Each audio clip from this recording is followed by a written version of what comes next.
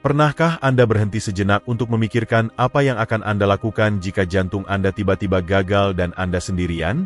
Tidak ada orang di sekitar, tidak ada dokter, tidak ada ponsel di tangan, hanya Anda. Jantung berdegup kencang dan ketakutan merayap di setiap detik yang berlalu. Ini adalah skenario mimpi buruk yang sayangnya dialami ribuan orang setiap tahun. Dan inilah faktanya. Jika serangan jantung terjadi, setiap menit sangat berarti. Penundaan bisa berakibat fatal. Tapi jangan panik. Video ini bisa memberikan Anda keunggulan yang mungkin menyelamatkan hidup Anda. Hari ini, saya akan memandu Anda melalui 7 langkah penting yang harus diambil jika serangan jantung terjadi dan tidak ada orang lain yang bisa membantu. Tanpa alat canggih, tanpa perlu dokter, hanya akal sehat dan keputusan cerdas yang bisa dilakukan siapa saja, bahkan dalam situasi paling menakutkan. Dan percayalah, tips terakhir dalam video ini adalah yang jarang dipikirkan orang. Tapi itu bisa menjadi penyelamat Anda saat krisis. Sebelum kita mulai, saya sangat menghargai jika Anda menekan tombol suka. Itu membantu pesan ini menjangkau lebih banyak orang yang mungkin suatu hari membutuhkannya. Dan jika Anda belum berlangganan, lakukan sekarang. Lalu ketuk lonceng notifikasi agar tidak ketinggalan wawasan kesehatan mingguan kami. Jika Anda masih bersama saya sampai akhir, ketik angka 1 di kolom komentar untuk memberitahu saya bahwa Anda sedang belajar. Dan jika Anda pikir kami bisa lebih baik, ketik 0 dan beritahu kami caranya. Kami selalu berusaha lebih baik untuk Anda. Baiklah, mari kita mulai. Langkah paling vital adalah belajar mengenali tanda-tanda awal sebelum situasi memburuk. Mengenali apa yang terjadi pada saat-saat awal adalah peluang terbaik Anda untuk bertahan hidup. Media sering mendramatisasi serangan jantung. Seseorang memegang dada, tersengal, dan jatuh pingsan. Tapi dalam kehidupan nyata, seringkali lebih halus, lebih diam, dan jauh lebih berbahaya karena itu. Banyak serangan jantung dimulai dengan gejala ringan yang Anda kira hanya hari yang buruk. Mungkin gangguan pencernaan atau stres, tekanan aneh di dada, nyeri di lengan, atau kelelahan yang tak kunjung hilang. Itulah mengapa orang menunda bertindak. Dan penundaan itu bisa merenggut nyawa. Jadi, apa yang harus Anda perhatikan? Mulailah dari dada Anda. Disitulah sering bermula. Tapi bukan nyeri tajam. Bayangkan beban berat yang menekan perlahan dan terus-menerus. Beberapa menyebutnya seperti diremas. Seperti pita ketat yang mengencang di dada. Mungkin datang secara bergelombang, membuat Anda berpikir itu mereda. Tapi jika berlangsung atau kembali berulang, jangan abaikan, dan itu tidak berhenti di dada. Serangan jantung bisa muncul di tempat yang tak terduga, seperti nyeri yang menjalar ke lengan kiri atau bahkan kanan. Bisa menyebar ke bahu, merayap ke rahang, atau menekan seperti beban di antara tulang belikat. Wanita dan lansia sering melaporkan nyeri di punggung atas atau perut, bukan dada. Dan ya, itu termasuk perasaan kembung berat yang lebih mirip gangguan pencernaan daripada masalah jantung. Tanda bahaya lain, sesak napas, terutama jika Anda tidak bergerak. Jika hanya duduk membuat Anda tersengal seperti habis lari, ada yang salah. Ditambah lagi pusing, keringat dingin, mual, atau perasaan tak menentu bahwa ada yang salah di dalam diri Anda. Anda punya alasan kuat untuk bertindak. Saya beri contoh nyata. Budi, seorang pensiunan teknisi listrik berusia 74 tahun, sedang menyeruput kopi di meja dapur saat merasakan ketegangan aneh di bawah tulang selangkanya. Itu tidak menyakitkan, hanya terasa aneh. Lalu dia sadar tangannya berkeringat dan napasnya memendek. Kebanyakan orang akan mengabaikannya. Tapi Budi pernah membaca tentang tanda-tanda ini. Dia mempercayai instingnya dan menelepon bantuan. Keputusan itu kemungkinan menyelamatkan nyawanya. Tubuh berbisik sebelum berteriak. Tanda awal itu seperti tetesan pertama sebelum badai. Mudah terlewat, tapi mendesak jika Anda tahu apa yang harus dicari. Jika Anda menunggu momen besar untuk memastikan ada yang salah, mungkin sudah terlambat. Begitu oksigen berhenti sampai ke otot jantung, kerusakan terjadi cepat dan sebagian tak bisa diperbaiki. Jadi, ini pelajarannya. Jika Anda merasa tekanan aneh di dada, sesak napas tanpa sebab, kelelahan yang tak wajar, atau nyeri di rahang, bahu, atau perut, berhenti dari segala aktivitas. Jangan memaksakan diri. Jangan anggap itu akan hilang. Anggaplah serius. Meski Anda ragu, bertindaklah seperti nyawa Anda bergantung padanya, karena mungkin memang begitu. Terutama jika Anda punya faktor risiko seperti tekanan darah tinggi, kolesterol tinggi, diabetes, riwayat merokok, atau riwayat keluarga dengan masalah jantung. Anda harus ekstra waspada. Bicaralah dengan dokter Anda dan pastikan Anda tahu tanda peringatan sebelum menjadi ancaman nyata. Karena kemampuan menangkap tanda-tanda halus sejak dini adalah garis pertahanan pertama dan alat paling ampuh yang Anda miliki. Jika Anda masih di sini dan informasi ini beresonansi, ketik 1 di kolom komentar. Itu memberitahu saya Anda masih terlibat dan membantu kami menjangkau lebih banyak orang yang perlu mendengar ini. Sekarang, mari ke langkah kritis berikutnya. Apa yang harus dilakukan begitu Anda curiga ada yang salah? Segera setelah Anda merasakan tanda-tanda peringatan, sekecil apapun atau tidak pasti, langkah berikutnya harus segera dilakukan. Hubungi layanan darurat. Dimanapun Anda tinggal, apakah itu 118 atau nomor setara lokal Anda harus segera menelepon.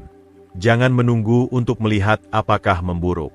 Jangan hubungi teman atau dokter Anda dulu. Dan jangan coba mengemudi sendiri ke rumah sakit. Mengapa? Karena saat aliran darah ke bagian jantung terhenti, waktu adalah segalanya. Selama area itu kekurangan oksigen, semakin banyak otot jantung yang mati dan semakin kecil peluang Anda pulih sepenuhnya. Setiap menit berarti. Memanggil responden darurat bukan hanya soal transportasi. Anda mengaktifkan sistem respons medis cepat. Para profesional ini membawa alat penyelamat nyawa ke pintu Anda. Oksigen, obat seperti aspirin atau nitroglicerin, bahkan defibrilator jika jantung Anda tiba-tiba berhenti. Dan tidak seperti teman atau tetangga, mereka bisa mulai merawat Anda sebelum Anda meninggalkan rumah. Mengemudi sendiri berisiko. Anda mungkin berpikir bisa sampai, tapi gejala bisa memburuk dengan cepat. Jika Anda pingsan di belakang kemudi, Anda membahayakan diri sendiri dan orang lain. Bahkan meminta anggota keluarga mengantar Anda menunda perawatan kritis. Tim EMS tidak hanya mengangkut Anda. Mereka mulai menstabilkan Anda sejak mereka tiba dan memberitahu rumah sakit di perjalanan sehingga tim kardiologi siap saat Anda tiba. Itu bisa menghemat menit-menit berharga yang mungkin hilang di triase. Saya ceritakan tentang Sari, usia 78 tahun, tinggal sendirian, dan suatu malam merasakan nyeri aneh di bahunya. Beberapa menit kemudian, dia merasa mual dan berkeringat dingin. Insting pertamanya adalah menghubungi anaknya. Tapi dia ingat saran seorang perawat, hubungi 118 dulu. Bicara dengan keluarga setelahnya. Saran itu mungkin menyelamatkan nyawanya. Saat ambulans tiba, dadanya mulai sesak dan dia hampir tak bisa bernapas. Tapi karena dia bertindak cepat, EMS tiba tepat waktu untuk menstabilkannya dengan oksigen dan obat sebelum keadaan memburuk. Jadi ingat, keraguan bisa mematikan. Jika ada sedikit pun keraguan bahwa sesuatu yang serius sedang terjadi, jangan menunggu. Lakukan panggilan. Dapatkan bantuan segera. Karena saat jantung Anda bermasalah, detik bukan hanya detik. Itu perbedaan antara bertahan dan tragedi. Panggilan telepon yang dilakukan seketika tanpa ragu adalah momen krusial yang menentukan antara bertahan dan tragedi. Dan ini penting untuk diingat. Anda tidak perlu 100% yakin untuk membenarkan panggilan ke layanan darurat. Para profesional di ujung telepon, operator dan para medis, dilatih khusus untuk menilai situasi yang tidak jelas. Mereka lebih suka menanggapi alarm palsu daripada kehilangan kesempatan menyelamatkan nyawa. Detik lebih penting daripada kepastian. Jika gejala Anda membuat sulit berbicara dengan jelas atau cepat, jangan khawatir. Ponsel pintar modern dilengkapi fitur darurat yang bisa diaktifkan bahkan saat layar terkunci. Baik iPhone maupun Android, sebagian besar memungkinkan beberapa ketukan cepat untuk memanggil bantuan tanpa perlu kode sandi. Luangkan waktu hari ini untuk mempelajari cara kerja sistem darurat ponsel Anda. Ini adalah hal kecil yang bisa membuat perbedaan besar, terutama jika Anda tinggal sendirian atau memiliki kondisi jantung yang diketahui. Beberapa ponsel juga memungkinkan Anda menyimpan informasi kesehatan penting seperti kondisi medis, alergi, atau obat yang bisa dilihat oleh responden pertama bahkan tanpa membuka kunci perangkat. Tindakan kecil ini bisa memberi para medis keunggulan untuk memberikan perawatan yang tepat segera. Ingin lebih siap? Buat daftar kontak darurat, obat, dan kondisi kronis yang terlihat dan mudah diakses. Tempelkan di tempat yang biasanya diperiksa para medis, seperti sisi kulkas, dekat pintu depan, atau di meja samping tempat tidur. Jika Anda tinggal di apartemen, gedung dengan bel, atau komunitas berpagar, pastikan Anda tahu bagaimana layanan darurat bisa sampai ke Anda. Berikan instruksi jelas saat menelepon dan jika memungkinkan, tanyakan kepada tetangga sebelumnya apakah mereka bersedia membantu dalam keadaan darurat. Pada akhirnya, meminta bantuan bukan tanda kelemahan. Itu adalah tindakan keberanian dan penghargaan terhadap diri sendiri. Itu memberitahu tubuh Anda, saya mendengar peringatanmu dan saya tidak akan mengabaikannya. Jangan ragu. Jangan tunggu keadaan memburuk sebelum bertindak. Percayai insting Anda. Panggilan pertama itu bisa menjadi momen yang mengubah segalanya. Sekarang, mari kita bicara tentang langkah berikutnya. Yang sederhana, tersedia luas, dan didukung ilmiah untuk menyelamatkan nyawa. Mengunyah aspirin. Setelah Anda menghubungi layanan darurat, hal terpenting berikutnya yang bisa Anda lakukan jika tidak alergi dan belum dilarang dokter untuk menghindarinya, adalah mengambil tablet aspirin biasa tanpa lapisan dan mengunyahnya perlahan. Bukan menelannya, bukan menghancurkannya dan mencampurnya dengan air. Cukup kunyah secara menyeluruh dan biarkan terserap sambil Anda duduk dengan tenang menunggu bantuan. Mengapa mengunyah? Karena aspirin bekerja sebagai pengencer darah yang cepat dan waktu adalah segalanya. Serangan jantung biasanya disebabkan oleh gumpalan yang menghalangi salah satu arteri yang memberi makan otot jantung dengan darah kaya oksigen. Penyumbatan itu menyebabkan kerusakan. Kadang-kadang tidak bisa diperbaiki. Tapi aspirin bisa membantu memperlambat pertumbuhan gumpalan itu, dan dalam beberapa kasus bahkan mengurangi ukurannya sementara. Itu berarti lebih banyak oksigen bisa terus mengalir ke tempat yang paling dibutuhkan, memberi jantung Anda kesempatan untuk bertahan hingga para medis tiba. Mengunyah memecah tablet menjadi partikel kecil, memungkinkannya larut lebih cepat dan mulai bekerja lebih cepat. Bahan aktif, asam asetil salisilat, masuk aliran darah jauh lebih cepat dengan cara ini daripada jika ditelan utuh. Penelitian menunjukkan efek pengencer darah bisa dimulai dalam hitungan menit setelah dikunyah. Sekarang, tidak semua aspirin sama dalam momen ini. Jika memungkinkan, gunakan aspirin biasa tanpa lapisan pelepasan langsung. 325 mg adalah ideal. Versi berlapis atau pelepasan tertunda dirancang untuk melindungi perut, tapi membutuhkan waktu lebih lama untuk aktif. Jika itu satu-satunya yang Anda miliki, kunyah saja. Dalam momen hidup atau mati, penyerapan cepat lebih penting daripada kenyamanan perut. Khawatir mengonsumsinya saat perut kosong? Biasanya, itu kekhawatiran yang valid. Tapi dalam skenario serangan jantung, prioritasnya adalah menyelamatkan jaringan jantung, bukan menghindari sedikit mual. Risiko iritasi saluran cerna memang ada, tapi kecil dibandingkan risiko kehilangan menit-menit berharga aliran darah ke jantung. Mari kita buat ini praktis. Simpan aspirin di tempat yang mudah dijangkau. Meja samping tempat tidur, lemari kamar mandi, kotak sarung tangan mobil, dompet, atau tas Anda.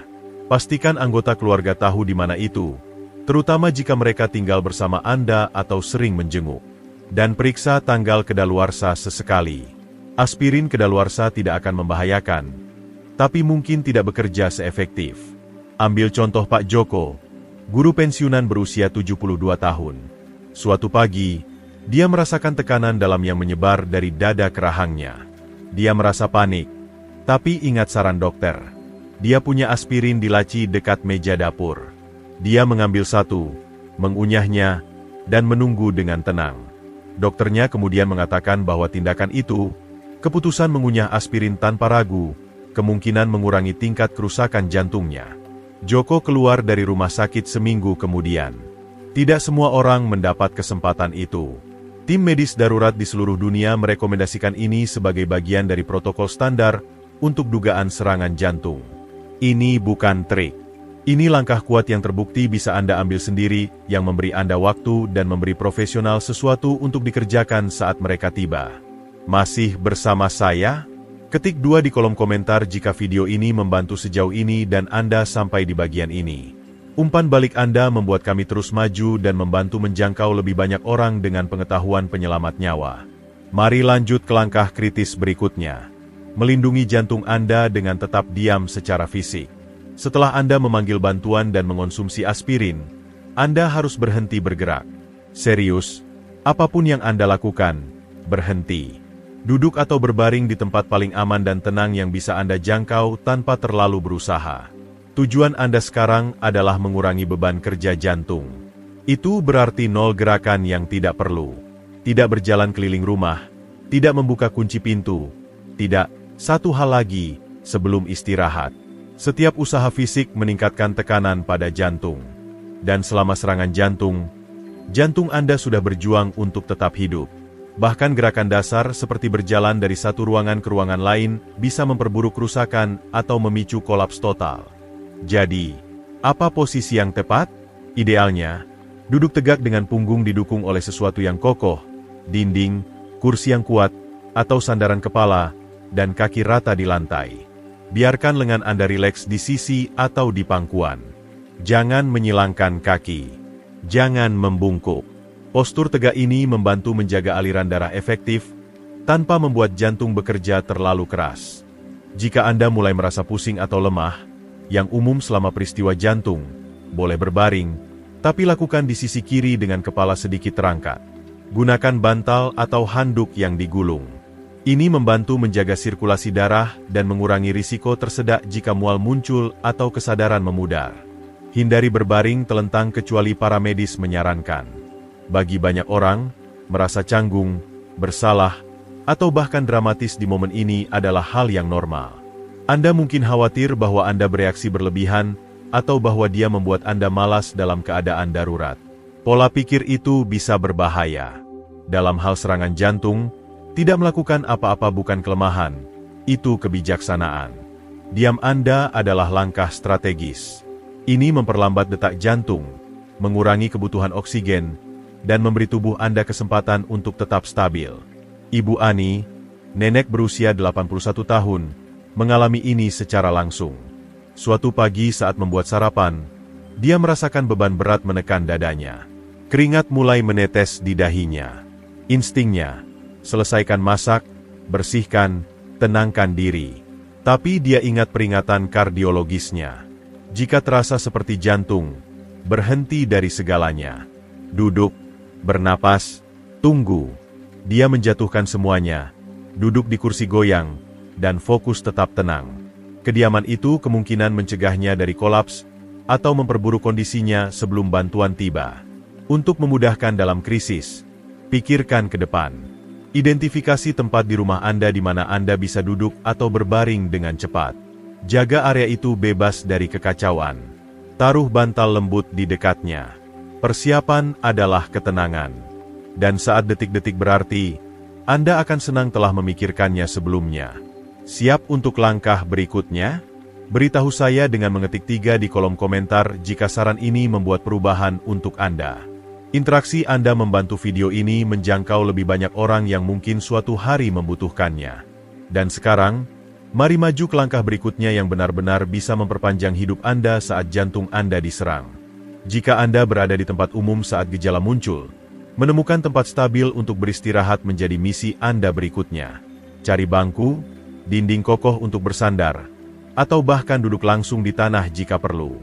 Yang terpenting adalah meminimalkan gerakan dan menghemat energi.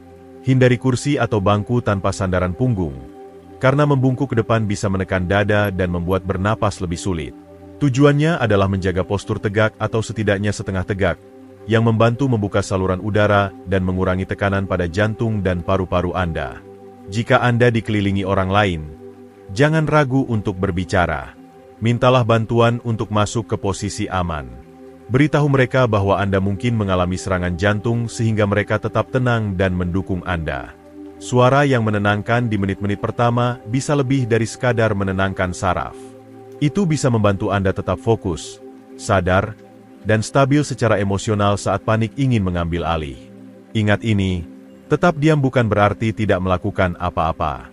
Itu melakukan segalanya. Duduk atau berbaring dengan benar sambil menunggu bantuan adalah bentuk perlindungan aktif.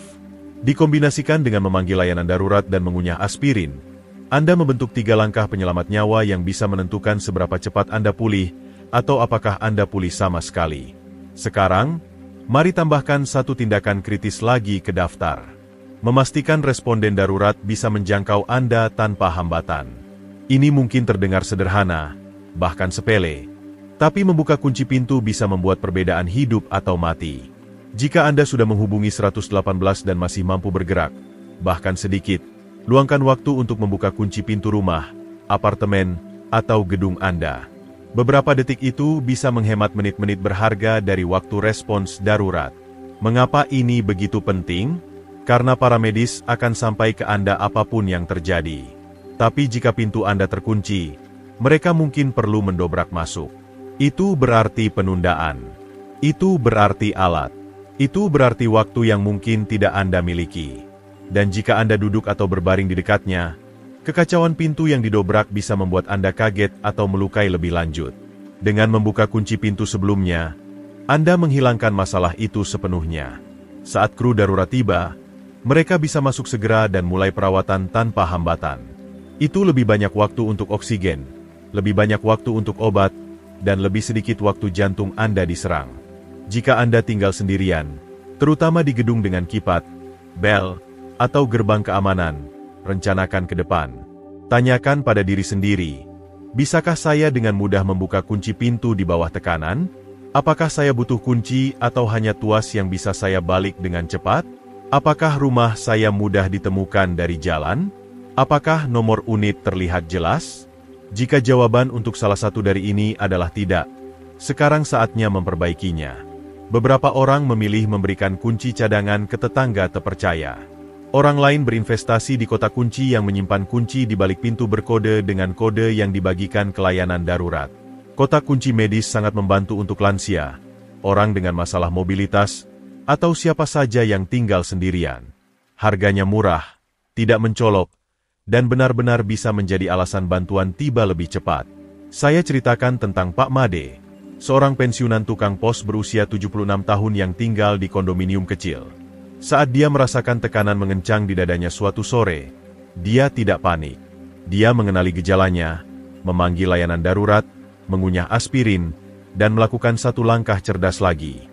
Dia membuka kunci pintu depannya. Itu memakan waktu kurang dari setengah menit. Tapi saat EMT tiba, mereka bisa langsung masuk dan mulai perawatan. Kemudian, salah satu paramedis memberitahunya bahwa 30 detik ekstra itu mungkin menjadi marin yang menyelamatkan nyawanya. Tentu saja, keselamatan Anda selalu prioritas utama. Jika Anda merasa pusing, lemah, atau terlalu lemah untuk berdiri, tetaplah di tempat Anda. Komunikasikan lokasi pasti Anda dengan jelas ke operator. Jika Anda di rumah, katakan di ruangan mana Anda berada. Jika di apartemen, beritahu lantai, nomor unit, dan kode masuk apapun. Hanya pergi ke pintu jika Anda yakin tidak akan pingsan atau memperburuk kondisi Anda dalam prosesnya. Dan bagi yang ingin lebih siap, pertimbangkan untuk meningkatkan ke kunci pintar.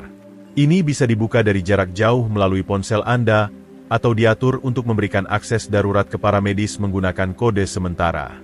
Ini investasi kecil untuk ketenangan pikiran, terutama jika Anda tinggal sendirian atau sering bepergian. Jadi, mari kita buat ini praktis.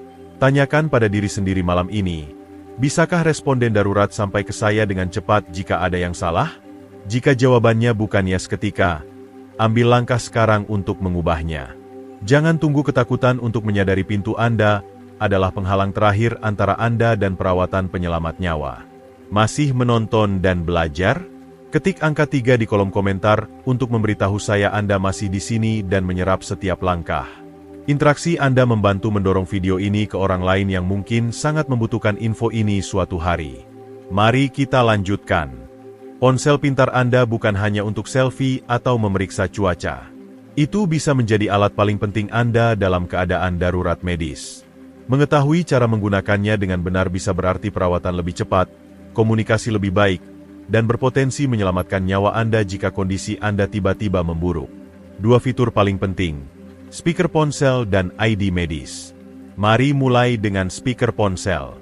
Saat Anda memanggil bantuan, nyalakan speaker.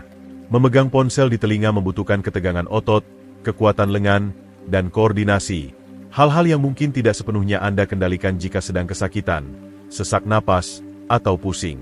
Speaker ponsel memungkinkan Anda berbicara tanpa tangan sambil tetap diam dan menghemat energi. Ini juga memungkinkan Anda berbaring, duduk nyaman, atau menopang tubuh sesuai kebutuhan tanpa mengorbankan komunikasi.